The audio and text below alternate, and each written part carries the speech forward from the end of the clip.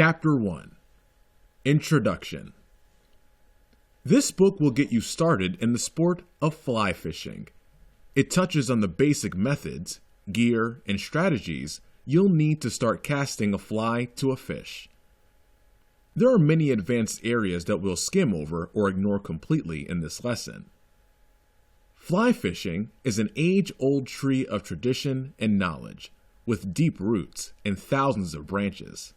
Reading this book will give you a good sense of the tree itself. For simplicity, we'll stick to some of the most popular forms and features of this incredibly rewarding pastime. We'll fish on moving water, rivers, creeks, and streams. Once you can fly fish moving water, still water fishing, on lakes for instance, follows quite naturally. We'll focus on fishing the dry fly, which floats on top of the water. It resembles a flying insect that is recognizable to fish as a food source.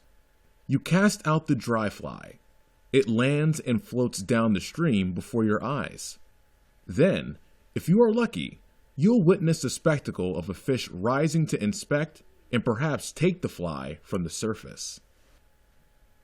Dry fly fishing is considered the most rewarding and classic form of fly fishing, and has been so for more than 300 years. Other flies, such as nymphs, leeches, and streamers, are fished to sink down to where the fish are.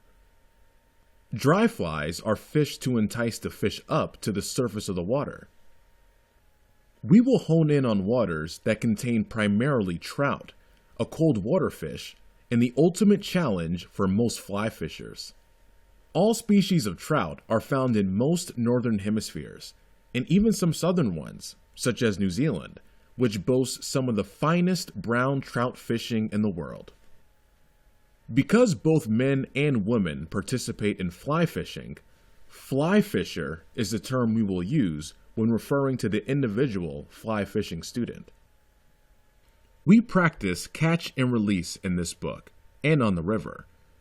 This means putting all caught fish back into the water, alive and well. Fresh fish can be enjoyed from the supermarket.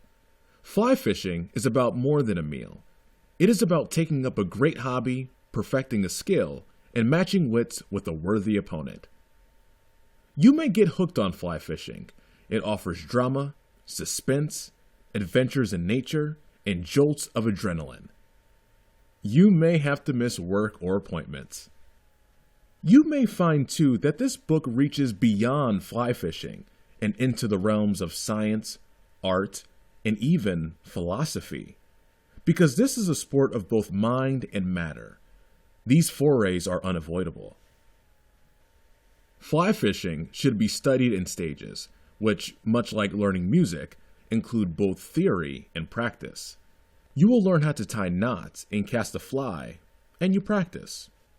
You will also learn how to stroll along a riverbank, flipping over rocks to find bugs, studying the flow of currents, and listening to the nuanced sounds of moving water.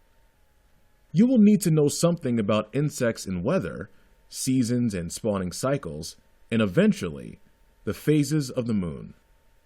Let's start by learning how to cast a fly upon the water.